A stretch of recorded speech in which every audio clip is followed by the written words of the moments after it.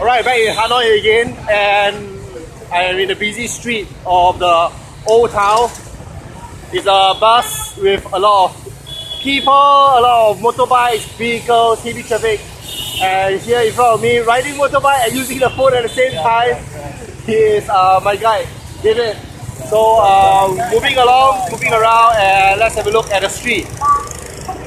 Em đang đi trên đường, anh cứ nhắn vào cái số lại cho em đang đi trên đường. Em là điều hành, giám đốc điều hành luôn mà nhá. Em bảo điều hành. Vâng. Good. You can hear that there are horns everywhere. But this is the culture. It's either they are saying hello, or they're saying thank you, or they're saying excuse me, you're blocking my way. Money. Hello. Alright, we catch up again.